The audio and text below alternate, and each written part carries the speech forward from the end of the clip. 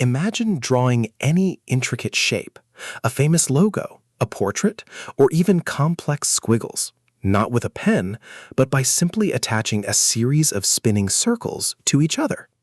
It sounds impossible, like a magic trick, yet it's a profound mathematical truth that allows us to perfectly recreate any line or curve, no matter how complex.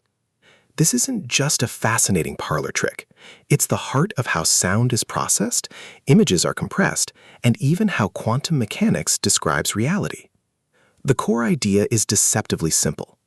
Every complex shape or wave can be broken down into a sum of much simpler, perfectly regular waves, specifically sine and cosine waves.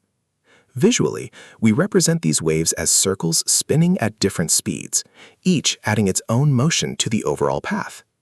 Here's how it works. Start with a large circle rotating at a steady speed. At a point on its edge, attach a smaller circle.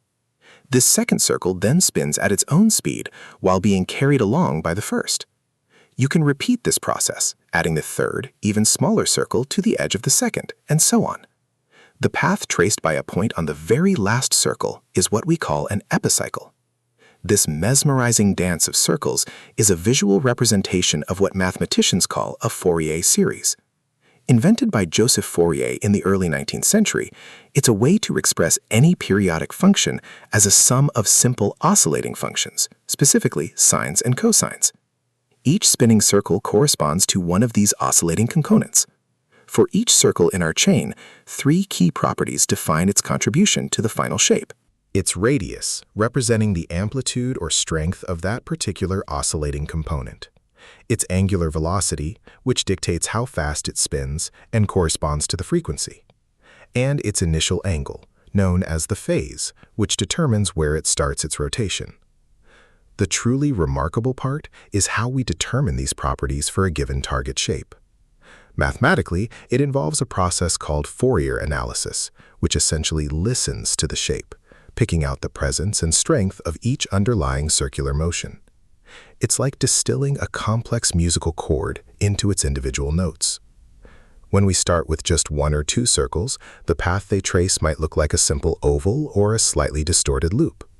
But as we add more and more circles to the chain, each with its precisely calculated radius, speed, and starting angle, the combined path they trace begins to closely approximate the original intricate shape. The true power of the Fourier series lies in its ability to precisely reconstruct any closed loop or periodic function. Given an infinite number of these spinning circles, we could perfectly draw anything, from a square to a star to the outline of a person's face.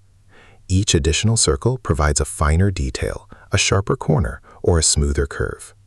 This elegant mathematical framework is why we can compress digital images, transmit clear audio across vast distances, and even understand the fundamental vibrations within atoms.